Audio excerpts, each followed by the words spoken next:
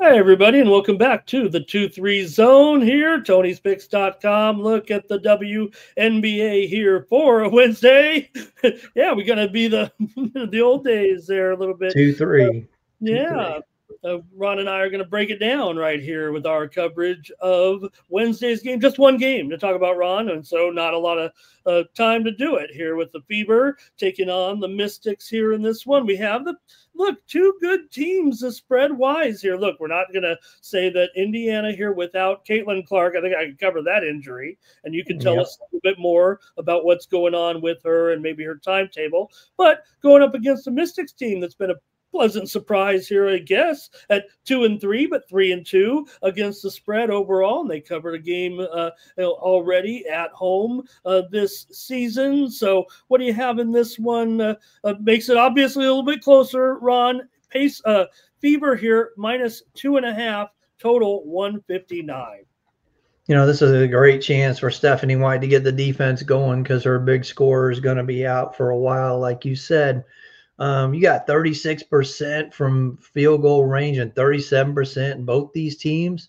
I think we got to go under here, man. I don't like like I said, I like the Mystics on the road, but I don't really like them at home. So I'm going to go under that total.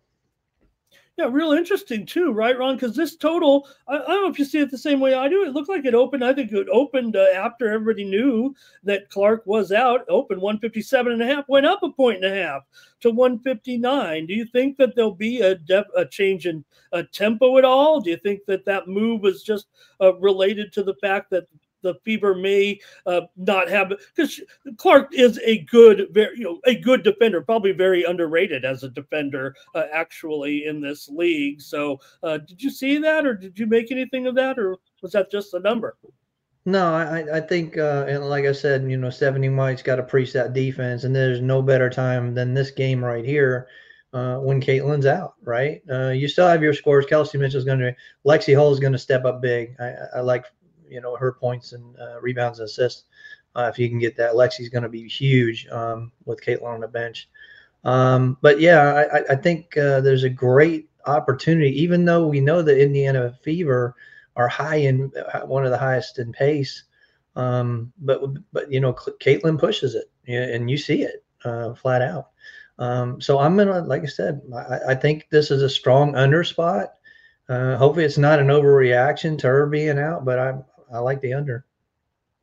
Okay, and I'll take a shot here with the Mystics in this one. Look, I think I was kind of on the Kiki Ariafen bandwagon a little bit. I know a lot of people were, but now she's all of a sudden getting some talk here a little bit.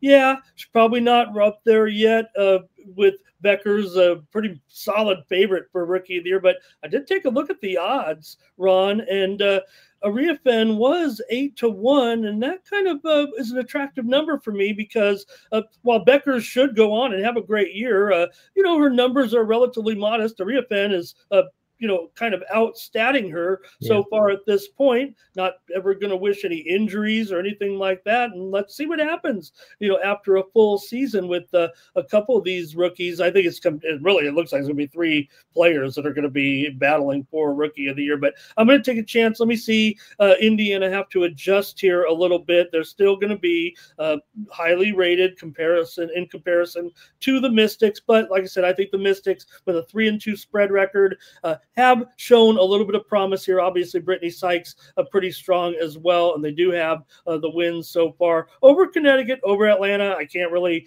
brag about those too much here, and they did get that cover, though, against the Aces, and they were coming off. Remember, they played most of their schedule on the road so far. It was kind of a long trip, so to speak. So I'm going to go ahead and grab the 2.5 points with the Mystics, maybe get them to upset the Fever here and maybe put a stamp on their improvement here. Maybe they're being overlooked right now. So, all right.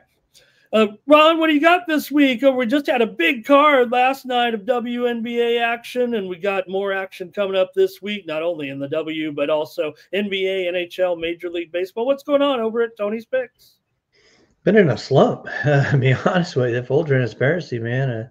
Just dropping some units left and right is mostly in baseball, and I'm staying away from hockey. I was hot during the season, almost up 4,000 units, and man, the playoffs are just not doing it for me. Still good in the NBA, still good in the WNBA, so I'm gonna try to focus on those and try to get baseball turned around. Did have a 3-in-1 day yesterday, so maybe something's turning around. But I'm staying far away from hockey. I'll let a couple other guys ahead of me, handle that because it's been brutal.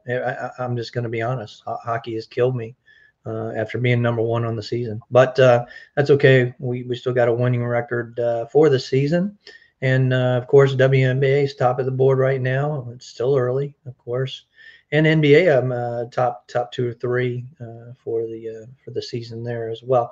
Got to get baseball squared away. That's my main objective next couple weeks here. So I think that'll help out and get that going. So, but yeah, still got that WNBA package for sale and take you all the way through October.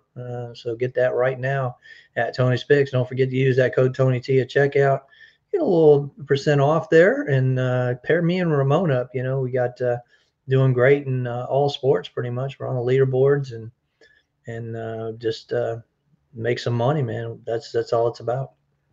Yeah, and the great thing about over at Tony's Picks is we have those peripheral sports that a lot of the sites, a lot of the multi-capper sites just don't cover. So you get action like Ron in the KBO, and I'm knee deep in the clay courts of Paris right now with a 8-2 run over on the clay courts in the French Open. So you can check out these other sports. They pay just as well. And we're making our picks over there at Tony'sPicks.com. Make sure you catch me with my tennis picks. And yeah, I'm going for it for sure in the WNBA, but also those major sports with baseball, football, or baseball, basketball, and hockey.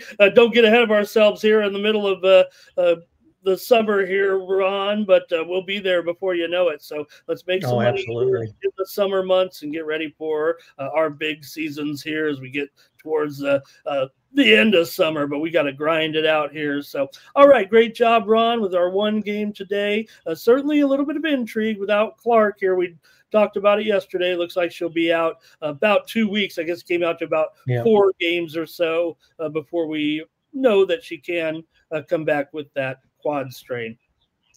All right. Yeah, they can get it done without her. I have no problem. But like I said, this is a good chance for Stephanie White to work that defense, as she's going to need it in the next couple of weeks for sure.